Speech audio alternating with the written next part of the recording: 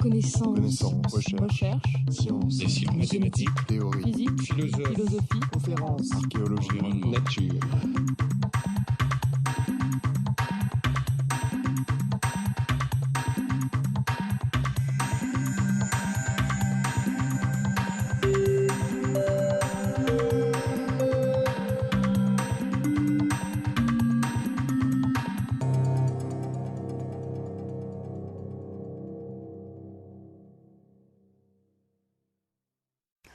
Mesdames, Messieurs, j'avais souhaité faire une sortie discrète, c'est raté. Je suis très émue, en particulier par la présence de mon maître en philosophie des sciences, Patrick Soubise, venu de Stanford.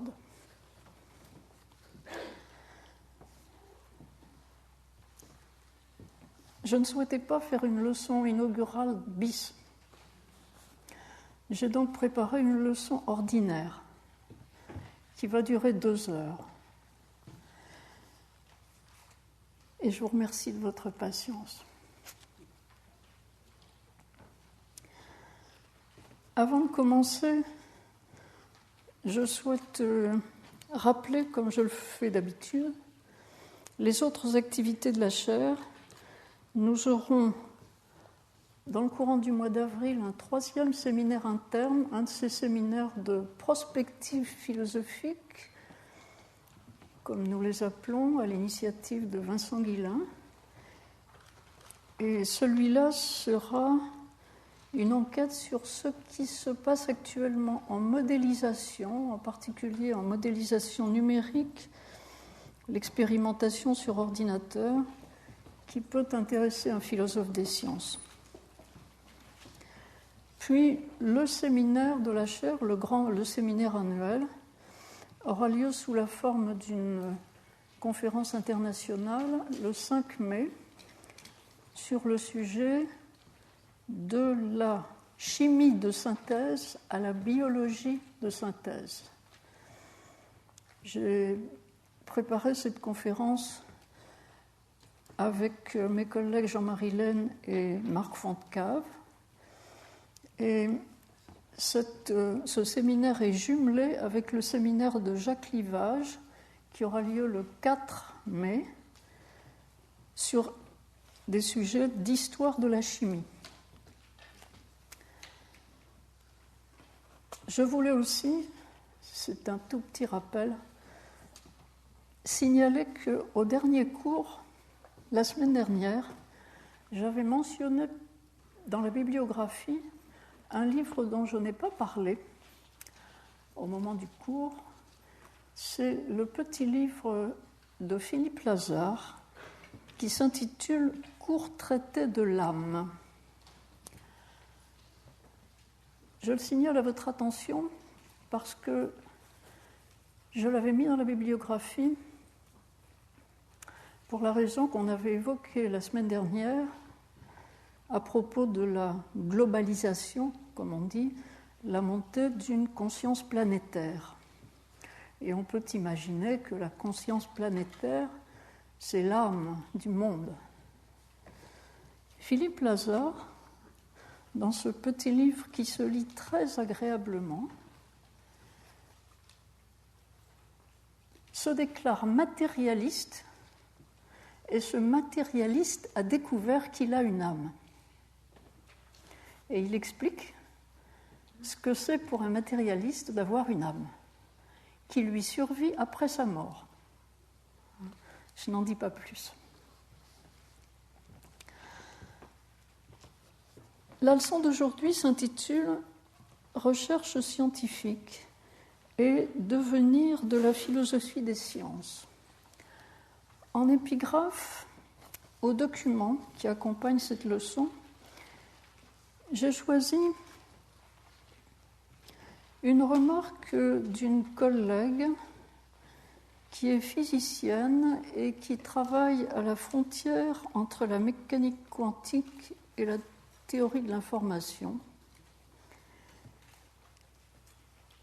Et elle dit ceci dans un livre au très joli titre « sur le tissage des connaissances. Elle dit ceci, elle commence par citer Isaac Newton, disant « We build too many walls and not enough bridges ». Nous construisons trop de murs et pas assez de ponts. Et elle continue, rien d'autre que des descriptions ne peut être connu de manière intersubjective, ni des entités factuelles extérieures à toute connaissance, ni des phénomènes restés non décrits. Ce qu'elle essaie de faire dans ce livre, dont la technicité dépasse, je le dis tout de suite, mes capacités, ce qu'elle essaie de faire, c'est de formaliser la stratégie cognitive par laquelle nous faisons émerger du réel une entité conceptuelle communicable, intersubjective.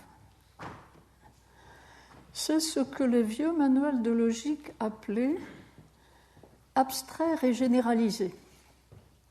Abstraire en généralisant.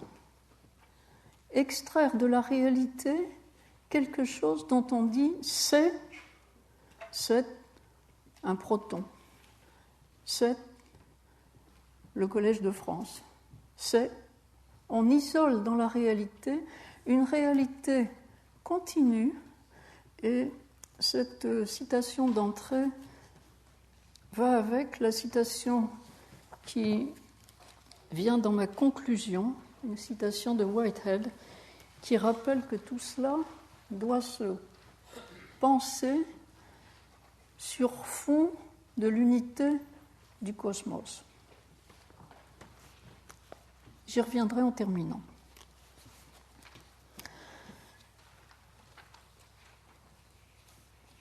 Et maintenant, j'introduis la leçon par un bref rappel qui a trait à la nature de l'intitulé de ma chaire, Philosophie des sciences biologiques et médicales. J'ai fait ma leçon inaugurale en mars 2001 et depuis ce temps, j'ai exploré d'une part quelques questions d'épistémologie des sciences du vivant, en posant la question « qu'est-ce que découvrir dans les sciences de la vie ?» J'ai proposé à l'Académie des sciences qu'on prenne comme thème d'une séance « Comment former des chercheurs qui trouvent ?» Et jusqu'ici, je pense que cette question ne remporte pas grand succès parmi mes collègues. Parce qu'on ne sait pas faire.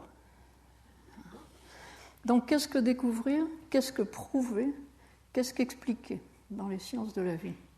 Puis j'ai abordé une phase de réflexion anthropologique en réfléchissant sur l'impact qu'ont eu les avancées médicales sur les conceptions de l'homme, impact de la découverte de l'évolution des espèces vivantes, impact aussi de la découverte qu'on peut expérimenter sur le vivant et même sur l'homme. Et je suis, dans les années récentes, passée à une phase de réflexion ontologique partant de la constatation que être pour un vivant, c'est devenir. L'arrêt du devenir pour un vivant, c'est la mort. J'ai exploré ce qu'en disent quelques philosophes du devenir, Bergson, Whitehead, Gilbert Simondon. Je me suis demandé, avec le zoologiste américain Giselin, ce que c'est qu'être un vrai évolutionniste. Et Gezelin insiste sur le point qu'un vrai évolutionniste pense qu'il n'y a pas de loi du devenir, qu'il peut y avoir un devenir des lois, par contre. Auguste Comte, avec sa loi des 3 états, a une loi du devenir. Ce n'est pas un vrai évolutionniste. Le vrai évolutionniste pense que l'évolution improvise, qu'il n'y a pas de plan, qu'il n'y a pas de programme fixé d'avance. Alors, nous avons essayé d'être de vrais évolutionnistes et en suivant le conseil de Bergson, son exhortation même, nous nous sommes, depuis le début de cette année, exercés à penser sous l'angle du devenir.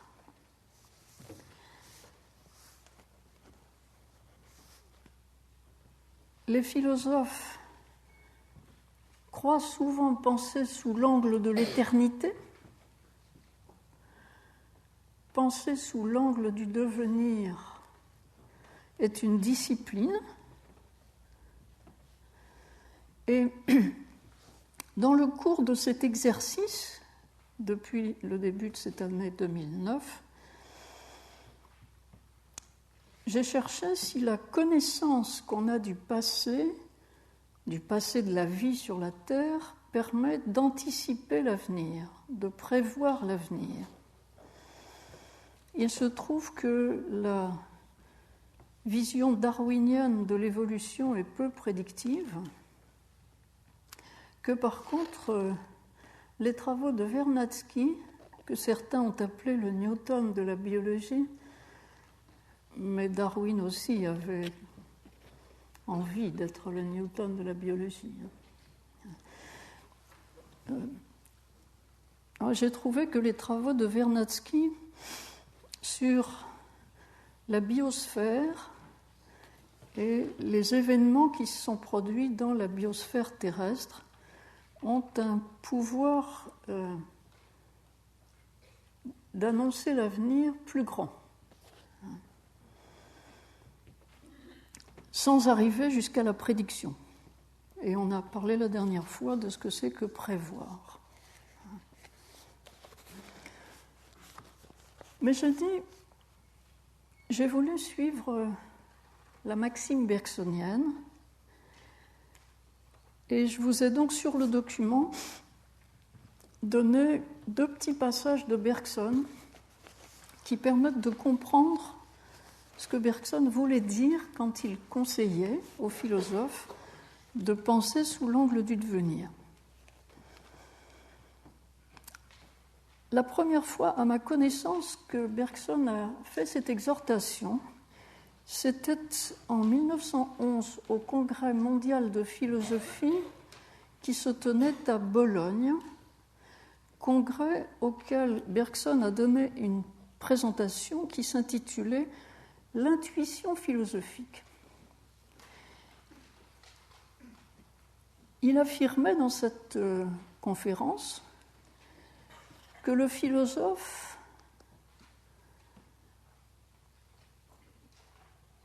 a un chemin vers la réalité distinct du chemin emprunté par les scientifiques, que l'intuition philosophique rend le travail du philosophe complémentaire du travail du scientifique, que lorsque, par intuition, le philosophe pénètre jusqu'au fond de la réalité et qu'il trouve au fond de la réalité la durée, comme dit Bergson, il contribue une connaissance que la science ne contribue pas, que la science permet d'entrevoir sous ce qu'elle affirme, mais que la science ne donne pas. Et cette connaissance, disait Bergson dans sa conférence, cette connaissance nous vivifie et nous donne la joie, alors que la connaissance que donne la science nous donne le bien-être et tout au plus le plaisir. Quelle est cette joie de pénétrer jusqu'au fond de la réalité? C'est, semble-t-il, aux yeux de Bergson, cette joie revivifiante, dans ses propres termes, c'est la joie de s'identifier avec le courant du devenir qui est au fond du réel. De s'identifier avec ce courant et de se sentir soi-même créateur comme le devenir naturel. Car Bergson, dans cette conférence, indique bien que le devenir est créateur et qu'en nous identifiant à ce fond de la réalité, nous sommes créateurs de nous-mêmes.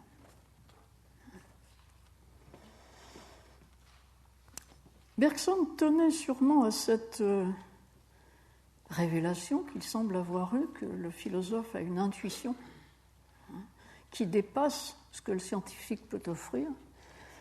Et quand il a été invité à faire des conférences en Angleterre, 6 semaines après la conférence de Bologne, il a répété, je le cite, « Plus nous nous habituons à penser et à percevoir toute chose sub specie durationis, sous l'angle de la durée, plus nous nous enfonçons dans la durée réelle. » Et j'avais signalé la dernière fois la confusion qu'il ne faut pas faire entre la durée bergsonienne qui est pur devenir et ce que nous appelons aujourd'hui le durable, le développement durable, qui est une résistance au devenir, qui est un effort de stabilisation du devenir.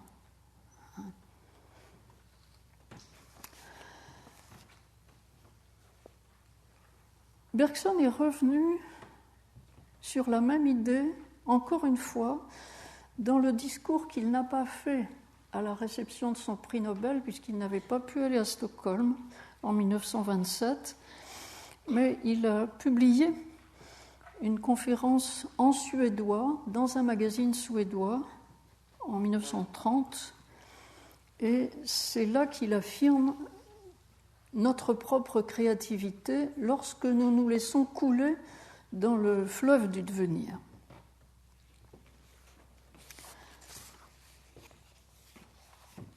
Il est frappant que Bergson entende le devenir comme uniquement créateur et qu'il passe sous silence, presque complètement, il y fait allusion dans l'ouvrage L'évolution créatrice, mais qu'il passe sous silence le fait que création du nouveau implique destruction de ce qui était là.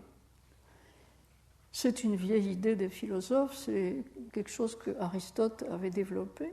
La génération et la corruption sont corrélatives, vont l'une avec l'autre. Et c'est une idée que d'autres philosophes contemporains ont retrouvée. Par exemple, Hans Jonas, dont je vous donne dans le document une toute petite citation.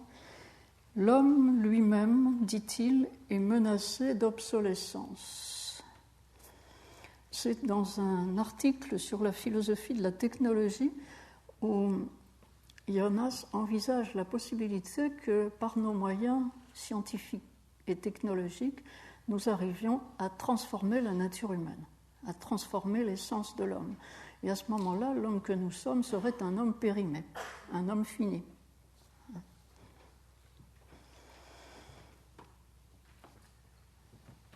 J'ai même trouvé plus surprenant, dans la littérature toute récente, j'ai trouvé un article dans une revue extrêmement sérieuse, Perspectives in Biology and Medicine, au mois de janvier de cette année, un article qui s'intitule « The threat that dare not speak its name, human extinction ». La menace qui n'ose pas dire son nom, l'extinction de l'espèce humaine. C'est pas gai. Mais il est vrai qu'actuellement, dans la littérature scientifique, on trouve quelques considérations relatives au fait que 99 et quelques % des espèces qui ont vécu sur la Terre se sont éteintes et qu'on ne voit pas pourquoi la nôtre ferait exception. Cette extinction n'est pas proche, mais qu'elle soit dans notre perspective est quelque chose d'assez nouveau. Les auteurs de l'article disent d'ailleurs que leur discours est politiquement incorrect et ils n'ont pas trouvé, en cherchant dans la littérature, un grand nombre de développements là-dessus. Ce que ces auteurs préconisent, tout en reconnaissant que l'extinction n'est pas imminente,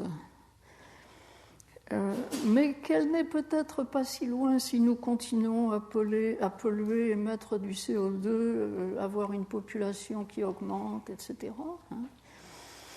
Ce que disent ces auteurs, c'est que nous devrions peut-être mettre cela à notre horizon et réfléchir à des stratégies permettant à nos descendants de vivre bien et de retarder l'échéance.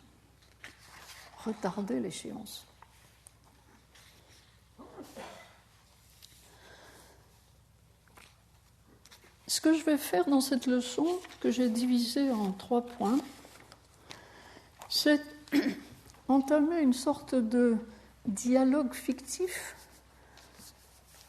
d'abord avec Claude Bernard, médecin, qui n'a jamais été médecin en fait, praticien, professeur au Collège de France, puis un petit dialogue avec l'un des très grands philosophes des sciences que je connaisse, à savoir Cournot. Enfin, un dialogue avec ceux qui ont participé avec moi à ce séminaire de philosophie des sciences que nous avons tenu pendant une dizaine d'années de façon collaborative. Et je vais essayer, dans chaque cas, de poser la question, qu'est-ce que ça change quand on essaie de penser sous l'angle du devenir ?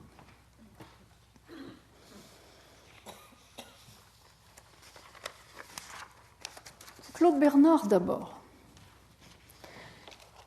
Si j'ai choisi Claude Bernard, c'est bien sûr parce qu'étant médecin moi-même, je me sens des affinités avec son attitude de recherche.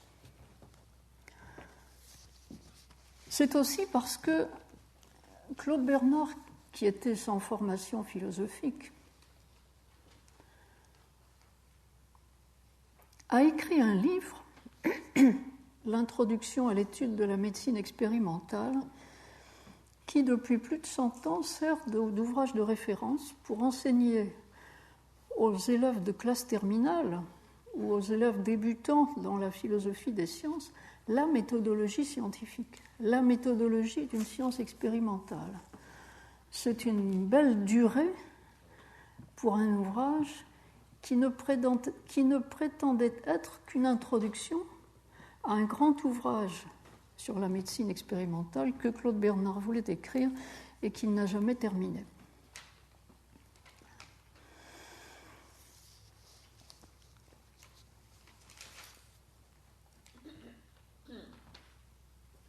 Claude Bernard, dans le dernier chapitre de ce petit livre, clarifie son rapport d'une part à la médecine et d'autre part à la philosophie. Ce dernier chapitre s'intitule « Des obstacles philosophiques que rencontre la médecine expérimentale ». Qu'a-t-il à dire d'abord aux médecins praticiens ? Quand Claude Bernard se donne les allures de délivrer des conseils aux médecins, les médecins cliniciens ou praticiens ont beau jeu de lui répondre « Vous ne voyez pas de malade, vous travaillez dans votre laboratoire et vous expérimentez sur des animaux, essentiellement sur des chiens. Vous n'avez rien à enseigner aux médecins praticiens. » Et Claude Bernard reconnaît que la situation de la médecine est telle. Je vous ai donné une citation extraite de ce chapitre où Bernard dit « C'est tout ce qu'on peut demander dans une science qui, comme la médecine, est forcée d'être sans cesse agissante avant d'être constituée scientifiquement. » Le fait est que le malade n'attend pas et que la condition du médecin praticien est d'avoir à intervenir plus loin que son savoir ne le permet. Toujours, quelles que soient les avancées de la science, on fait toujours plus en pratique qu'on ne sait, c'est-à-dire on s'expose à faire des erreurs. Ce que Claude Bernard reproche aux médecins cliniciens est de ne pas essayer de se sortir de cette situation en étant plus scientifiques. Les praticiens, à ses yeux, se contentent d'appliquer des recettes empiriques sans chercher à valider, et lorsqu'ils essaient des remèdes nouveaux, c'est pour voir si ça marche, de façon non systématique.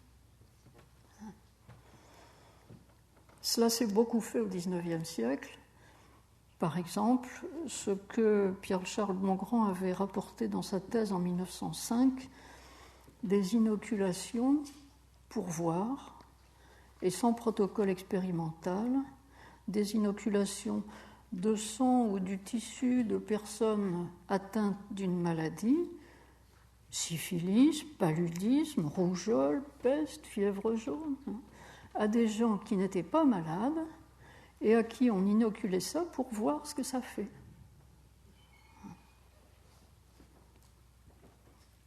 La médecine expérimentale ne se permet pas cet empirisme.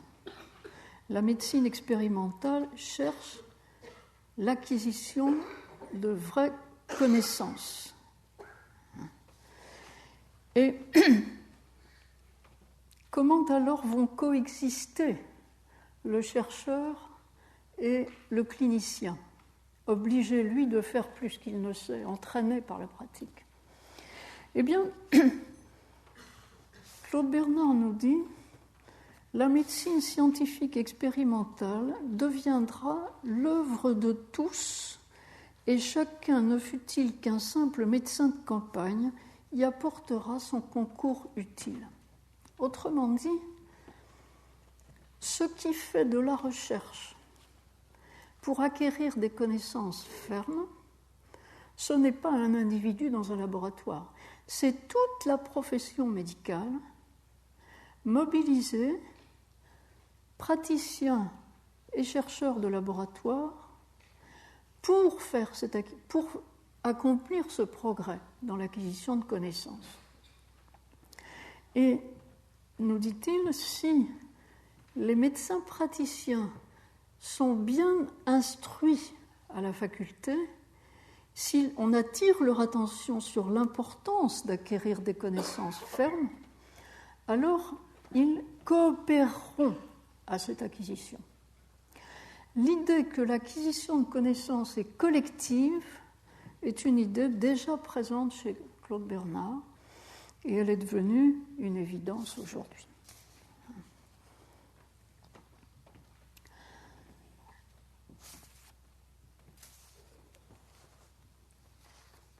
Le second point sur lequel Claude Bernard réfléchit, alors là, nous avons trouvé le devenir dans la progression de la médecine vers un état plus scientifique, sans que l'état de science parfaite soit jamais atteint. Et cette organisation d'une profession en vue d'atteindre ce but.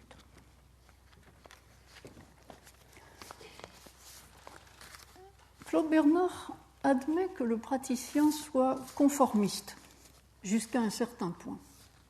Par contre, il revendique la liberté du chercheur. Là aussi, je vous ai donné une petite phrase qui évoque cet aspect. L'hypothèse est une idée scientifique qu'il s'agit de livrer à l'expérience. Et dans un autre passage, comme expérimentateur, j'évite les systèmes philosophiques, etc. Liberté dans la formulation des hypothèses. Dans une leçon qu'il avait faite au Collège de France en 1854, Bernard disait même « Nous sacrifierons des hypothèses et des théories tant qu'il en faudra, pourvu que nous découvrions des faits nouveaux qui seront ainsi, que nous l'avons déjà dit, les seules réalités indestructibles sur lesquelles la science positive doit se fonder et s'élever peu à peu. La connaissance positive, la connaissance ferme, est une connaissance de fait, pour Bernard. Les hypothèses reflètent les questions que le chercheur se pose. Il peut se tromper dans ses questions. Ce qu'on lui demande, c'est d'être inventif, créatif, inventif. La méthodologie bernardienne est, 50 ans avant, celle de Popper. Ce qu'on demande aux chercheurs, c'est d'inventer des idées et de soumettre ces idées à la sanction de l'expérience. Si l'expérience va contre l'idée, on élimine l'idée. Si l'expérience va dans le sens de l'idée, on doute encore et on recommence l'expérience ou une autre expérience. Dire que la connaissance est soumise à la sanction des faits, c'est croire que la vérité scientifique, c'est le réel, ou que le réel est l'arbitre de la vérité. Bernard s'attache d'ailleurs dans ce dernier chapitre de son livre à distinguer hypothèse, théorie, système, doctrine. L'hypothèse, c'est le travail inventif de l'esprit du chercheur au quotidien. La théorie, c'est l'hypothèse déjà en partie confirmée par l'expérience. Donc, l'hypothèse utile, peut-être. Le système, c'est un ensemble théorique d'où on peut déduire ou prédire des faits. Et là, le commentaire de Claude Bernard est terrible. Les systèmes, je le cite, sont séduisants parce qu'ils donnent la science absolue réglée par la logique seule, ce qui dispense d'étudier et rend la médecine facile. Pas de système. Dès que ma théorie prend les allures d'un système, je lutte contre. Quand à la doctrine, c'est, je pense, ce que nous appelons aujourd'hui le dogme dans les sciences. C'est l'idée toute faite qu'on prend pour une évidence. Claude Bernard pouvait penser à l'idée que l'application de sangsues soulage la pneumonie. C'était une évidence au début du XIXe siècle. Tout le monde faisait ça. Et puis, cette évidence a été démolie par Louis dans les années 1830. J'ai souvenir d'un grand congrès médical qui se tenait en Angleterre, un congrès de la Société mondiale de réanimation. Et la devise de ce congrès était « Challenge the dogmas », combattez les dogmes. À l'époque, qui est relativement ancienne, l'un des dogmes des réanimateurs était que lorsqu'un malade arrive aux urgences ou dans un service de réanimation, l'une des premières choses à faire, c'est de faire une radiographie des poumons. C'était l'héritage d'un temps où la tuberculose était tellement répandue qu'il était important de savoir si celui qui entrait à l'hôpital avait ou non la tuberculose. Dans les années 1970-80, on avait continué à faire la radiographie pulmonaire systématique. Et puis, les réanimateurs, collectivement, ont réfléchi que ça ne sert plus à rien. Et le dogme est tombé presque du jour au lendemain. Voilà pour le rapport de Claude Bernard aux médecins praticiens, son propre rapport aussi à la recherche. Voyons maintenant rapidement son rapport à la philosophie.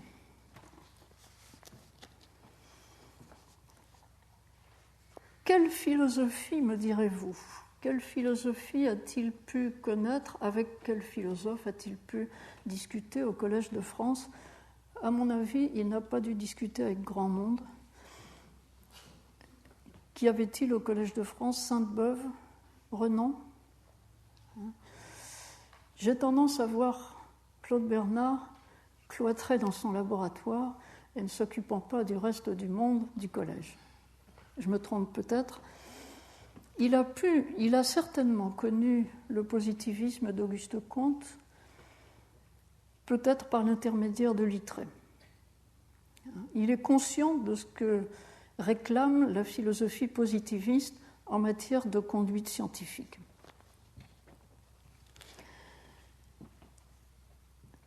L'attitude qu'il préconise à l'égard de la philosophie, c'est chacun chez soi.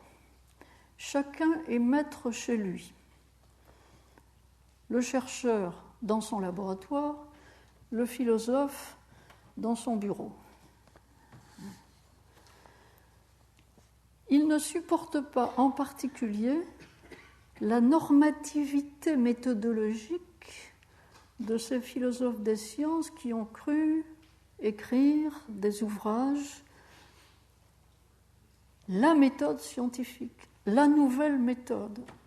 Il cite d'ailleurs essentiellement les vieux travaux de Francis Bacon, le Novum Organum, la nouvelle méthode qui était le dessin de la méthode expérimentale.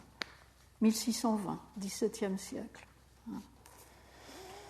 Donc, pas de dictature des philosophes en ce qui concerne la méthodologie scientifique. Par contre, si chacun s'occupe de ses propres affaires, l'interaction des deux, c'est un échange de services. Le chercheur, nous dit Claude Bernard, a besoin de l'esprit philosophique. Et l'esprit philosophique, c'est ce qui pousse à poser des questions un peu plus loin que la doctrine positiviste ne l'autorise, c'est-à-dire des questions sur les causes, et les causes des causes, par exemple. Cet esprit philosophique entraîne le chercheur à des spéculations. Le chercheur a le droit de spéculer. Dans l'épistémologie de Claude Bernard, la formation d'hypothèses n'est que le petit côté quotidien d'une aptitude à spéculer du chercheur.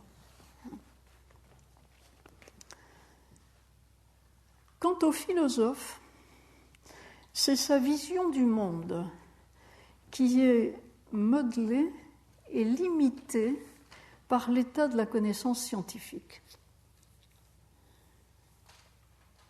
C'est un point très important, je pense, de ce qui se passe entre scientifiques et philosophes et dans la philosophie des sciences.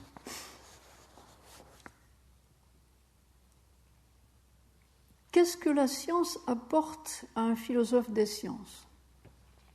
Un contenu?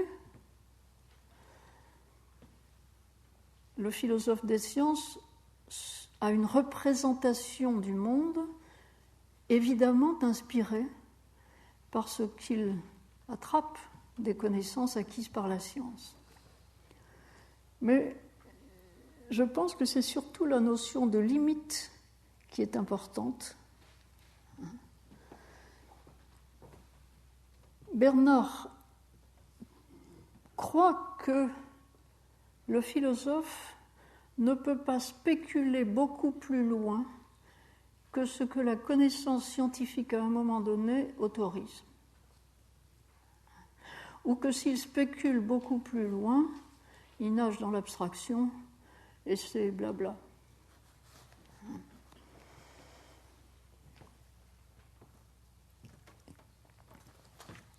C'est un point délicat. Est-ce que la philosophie des sciences est asservie à la science dans ses conceptions? Jusqu'à quel point le philosophe peut-il déborder les limites? Ou quelle est au juste la tâche du philosophe? En tout cas, le service rendu au philosophe, d'après Bernard, c'est que la science le retient dans les limites d'une spéculation pas trop hasardeuse. Il reste, dit mon document, il reste un point aveugle dans ce dialogue que je mène avec Claude Bernard, complètement fictif. Il reste un point aveugle concernant l'efficacité opératoire de la méthode expérimentale.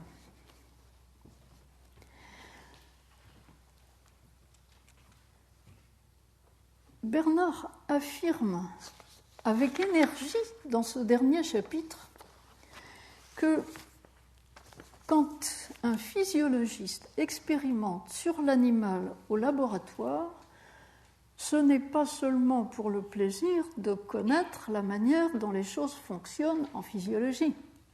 Le but est de pouvoir un jour agir sur l'homme, soigner des malades efficacement en sachant ce qu'on fait avec précision.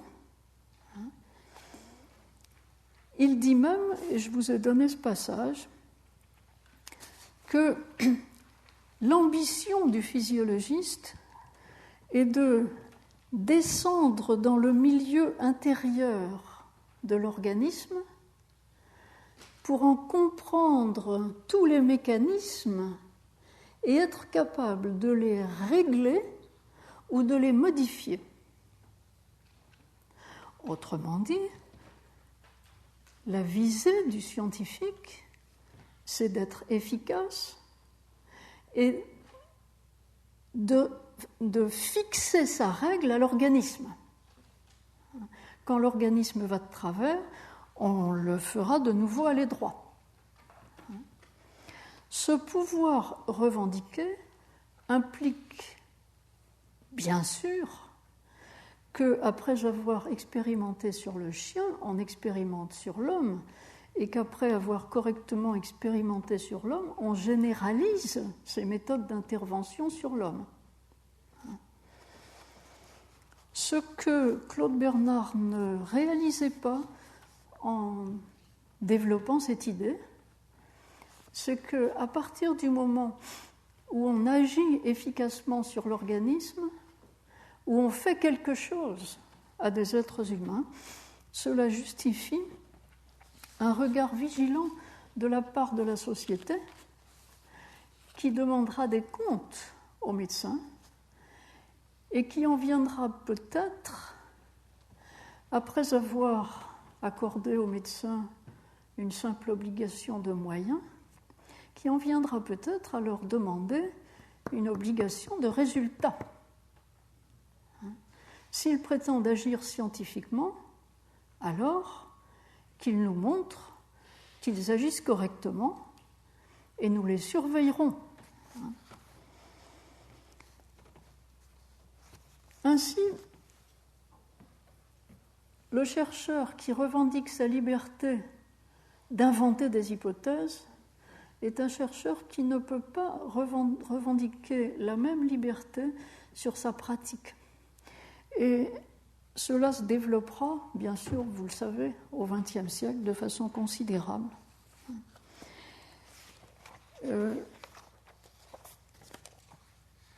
Et je pense que c'est entièrement justifié.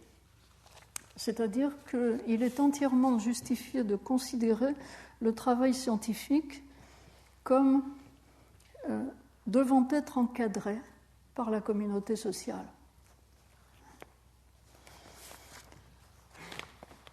Mais c'est une évolution. C'est une évolution que Bernard ne semble absolument pas prévoir, ni entrevoir. Je passe maintenant à mon second point. Une petite confrontation avec Antoine-Augustin Cournot, milieu du XIXe siècle, un très grand philosophe des sciences, mathématicien de formation,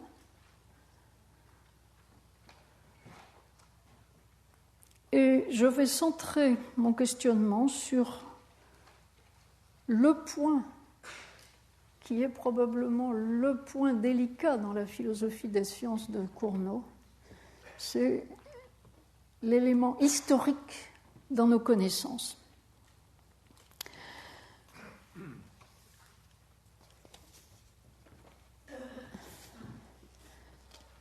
Dans les dernières leçons que j'ai données cette année,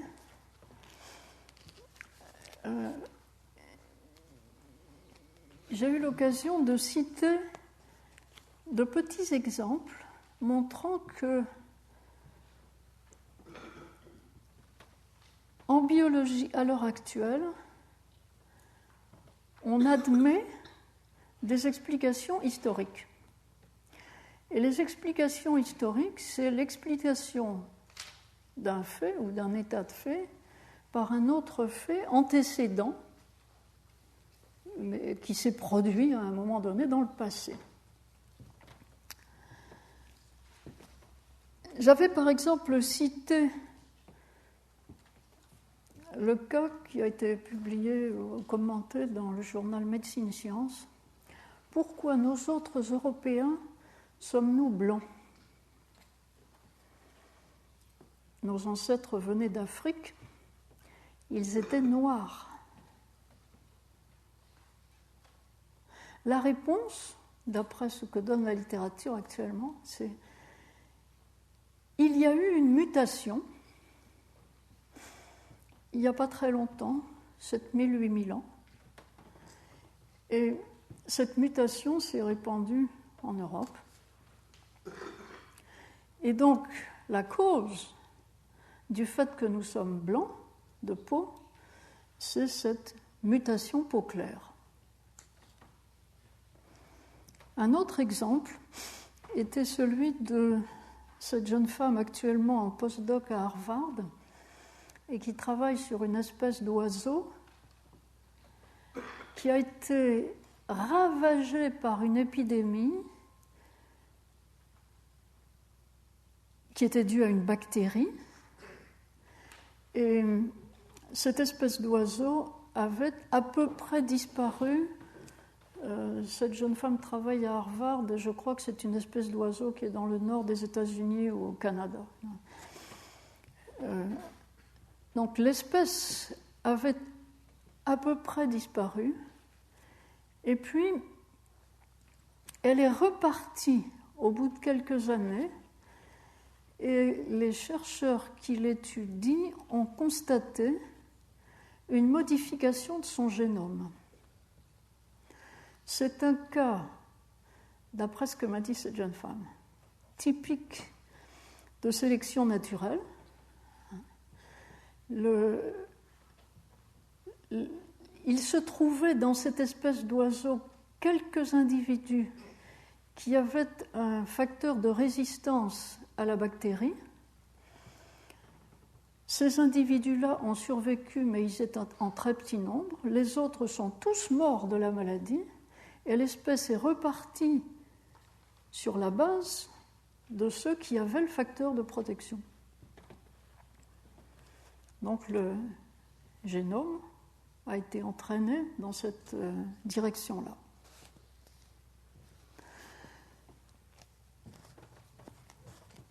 On a souvent cru, et on dit encore quelquefois, que les sciences historiques ne sont pas des sciences, pas des vraies, des sous-sciences. Et j'ai trouvé une thèse de doctorat soutenue en 1938 à Strasbourg qui commente la chose, la question telle que posée par Cournot, et je vous ai donné la citation, c'est l'avant-dernier de mes textes dans le document.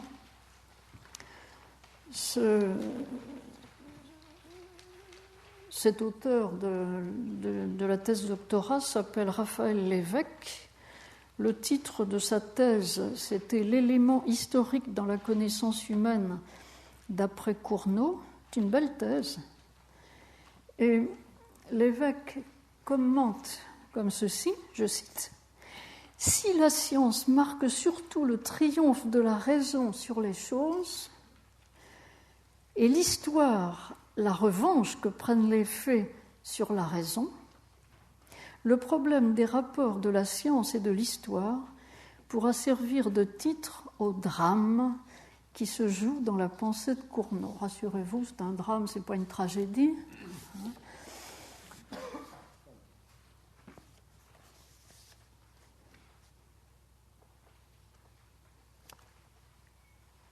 Les sciences historiques ont existé dans la conception des philosophes des sciences. Ainsi, William Whewell, dans le livre « Philosophie des sciences inductives », dont la première édition est de 1840 et la seconde, enrichie, 1847, prend en considération au livre 10 ce qu'il appelle les sciences palétiologiques, une classe de sciences un peu à part où il range la géologie, la philologie ou glossologie dont il dit que les Français l'appellent la linguistique, et puis l'archéologie. Dans ces sciences, nous dit-il, pour expliquer les faits qu'on constate présentement, on remonte à un état passé et de cet état passé, on redescend en suivant une chaîne qui montre comment l'état présent dérive de cet état passé. Par exemple, on rattache un mot à son étiologie et on montre comment l'étiologie a donné le mot.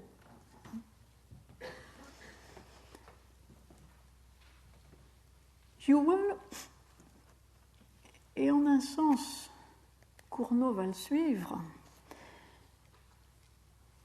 Cournot admet qu'il y a aussi des éléments de palétiologie. Étiologie, c'est la recherche des causes, la science des causes. Et pal, dans le passé, la recherche des causes dans le passé. Il dit qu'il y a aussi des éléments de palétiologie, par exemple en astronomie. En astronomie, la science normale, c'est Newton. Les lois du mouvement des planètes autour du Soleil. Bon. Mais si on remonte dans le passé, on se dit que le Soleil et les planètes n'ont pas toujours été là. Donc il y a eu un moment où le système solaire s'est formé. Et on doit pouvoir suivre le chemin par lequel le système solaire a abouti à l'état où il est maintenant et où il marche d'une façon apparemment stable.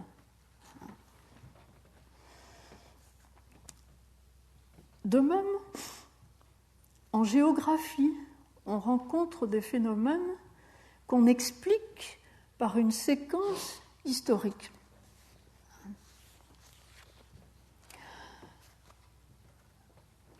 Nous avons même actuellement en biologie de l'évolution de grandes théories qui sont comme la théorie de l'Ève africaine ou l'invention de Luca, notre plus ancien ancêtre commun. Ce sont des conjectures, mais ce sont des conjectures de type historique. Serait-ce ce dont nous dérivons. Or, Cournot, qui a devant lui un état des sciences de la vie très, très précaire encore, elles sont en train de se constituer. Cournot admet que dans les sciences de la vie, l'élément historique est omniprésent. Je vous ai cité, par exemple, ce passage de Matérialisme, vitalisme, rationalisme, un livre publié en 1875, où Cournot écrit ceci: « Pourquoi les singes du nouveau continent ont-ils 36 dents, tandis que ceux de l'ancien continent ont 32 dents comme l'homme ? Pourquoi trouve-t-on des éléphants dans l'un et non dans l'autre ? » J'ai passé encore beaucoup de pourquoi, et il commente: « La cause de tous ces faits est dans des faits antécédents, dans des données que nous nommons historiques, non que nous puissions les connaître historiquement. » Alors c'est là que Cournot mollit. Nous ne pouvons pas établir la séquence historique parce que nous n'étions pas là et nous n'avons aucun observateur qui ait pu faire le reportage sur la chose. Ce qui nous reste, au mieux, ce sont des traces fossiles, mais dans la plupart des cas, et c'est quelque chose qui est l'obsession de Cournot, dans la plupart des cas, il n'est resté aucune trace. Et quand il ne reste aucune trace, vous pouvez toujours spéculer qu'il y a une histoire derrière, vous pouvez toujours imaginer l'histoire, mais vous ne pouvez pas prétendre que c'est scientifique. C'est une invention.